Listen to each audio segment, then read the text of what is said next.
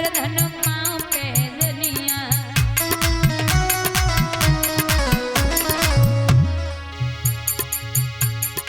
एड़ी पे मावर लगी लाल लाल, हे भोला नारी में बदलिए, हे बाबा नारी में बदलिए।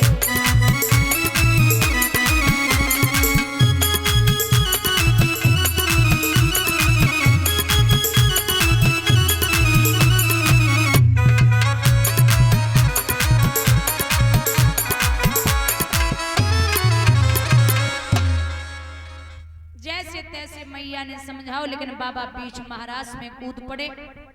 भक्तों सखियों को घमंड हो गया कि भगवान मेरे बंधन में हैं। तो प्रभु कहते कि हमको बजे जो एक डग बाको डग हम 60, हमको आटे जो एक डग बाको लोहे की। कहते ना चलती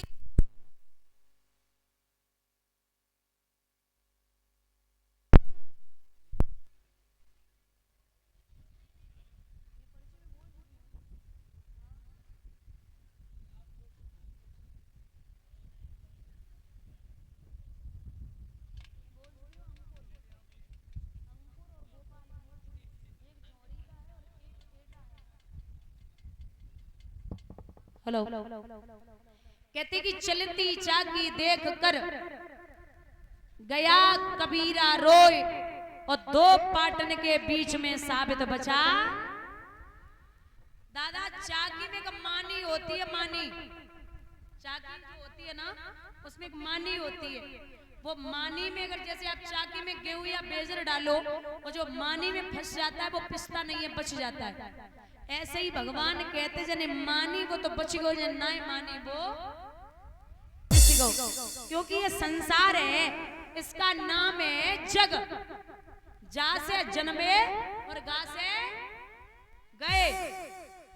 एक जेलर ने महाराज, एक जेलर ने 2 घंटे के लिए जेल की खिड़की खोली, और जेल की खिड़की खोल के जवाब दिया कि जितने भी कैदी जेल के अंदर हैं, उनमें से जितने इस खिड़की से बाहर निकल जाएंगे 2 घंटे में, वो हमेशा के लिए रिहा हो जाएंगे।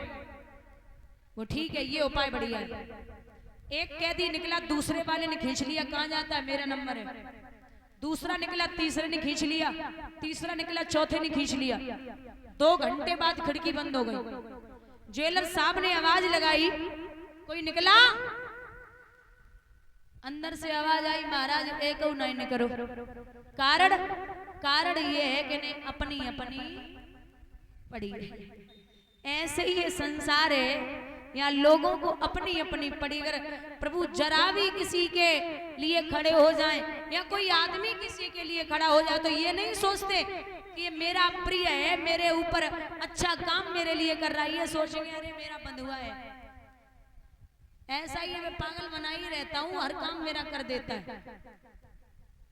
तो सखियों को घमंड हो गया कि प्रभु बंधन में है, और भगवान ने घमंड किसी का नहीं रखा।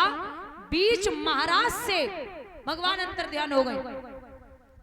चारों तरफ अंधेरी रात सी हो गई, जैसे मणिधारी सर्प की मणि खो जाए और वो मणि की लालसा में पागल होने लगता है, उसी तरीके से सखियां भगवान के विरह में पागल होने लगी। बहुत रोई, कृष्ण मुझे माफ कर दो, मुझे तो लगता था आप मेरे बंधनों में हैं। भगवान ने दूर घमंड किया और आकर के पुनः पूर्ण महाराज करके मेरे गोविंद वहां से अंतर ध्यान होते हैं। बोलिए रास बिहारी भगवान की। ये माल्यार्पण की है अमित यादव, सन ऑफ श्री वीरेश यादव भैया, अल्लेपुर। भगवान सुख और संपत्ति प्रदान करते रहे, धन के भंडार गोविंद भरते रहे, विलास और आकांक्षा है। इस प्रकार से सुखदेव जी ने कथा श्रवण कराई।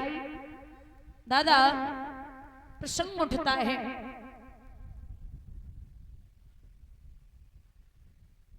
कि भगवान ने अपने मामा कंस का वध कैसे किया है।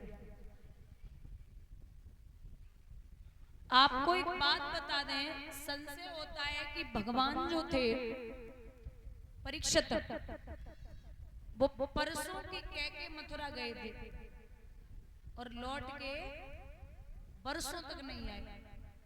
ये भागवत में नहीं, गर्ग संहिता का प्रमाण है, ग्रंथ है गर्ग संहिता, उसका प्रमाण है कि भगवान के 3 पटरानियां थी, श्री राधा, भूदेवी और बिरजा।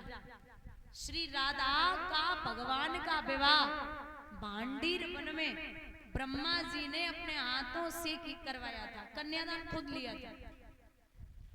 और दूसरी है भूदेवी, ये पृथ्वी भगवान की पत्नी है। जब लोग सुबह उठते हैं तो इसीलिए चरण स्पर्श करते हैं। तीसरी है बिरजा, बिरजा है नदी। बिरजा के और भगवान के 7 पुत्र हुए जो 7 समुद्र के रूप में बह रहे हैं। एक दिन भगवान बिरजा के साथ बैठे विहार कर रहे थे तो दामा ने कहा राधा से कि तू ढिंढोरा पीटती है। ब्रज के लोग कहते हैं कि राधा को बड़ा प्रेम करते हैं श्याम सुंदर, आज देख वो बिरजा के साथ बैठे। राधा भाग के गई तो बिरजा तो नदी रूप में परिणित हो गई और भगवान अंतर ध्यान हो गए। पुनः वापस आई, राधा कोप भवन में लेट गई और जब कोप भवन में लेटी है तो भगवान आए, बोले देवी क्या हुआ? बोले कुछ नहीं, आपसे मैं बात नहीं करती। क्यों? बोले आप ढिंढोरा पीटते कि हमसे प्रेम करते, लेकिन ये ब्रजवासी साक्षी हैं कि आप मुझसे प्रेम नहीं करते। ब्रजवासियों ने कहा तुम बिरजा के साथ क्या कर रहे थे? तो कृष्ण बोले किसने बोला? बोले दामा ने। अब बार बार श्याम सुंदर मना रहे राधा कि देवी मान जा, मैं तुम्हारे अलावा इतना प्रेम किसी को नहीं करता, लेकिन राधा नहीं मान रही। तो दामाई पास में खड़ा था, उसने श्राप दिया कि जा मैं श्राप देता हूं कि एक बार कृष्ण की बात नहीं मान रही है, तेरा और भगवान का बेटा 100 वर्षों तक नहीं होगा। यही कारण था भगवान परसों की कह के गए और वर्षों तक लौट।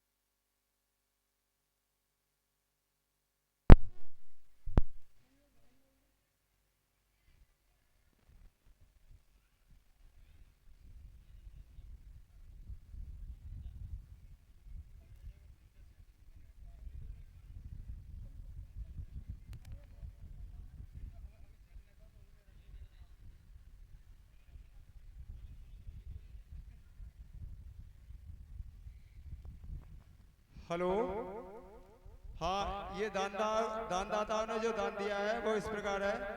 500 रुपए हाकिम सिंह नगला धारा,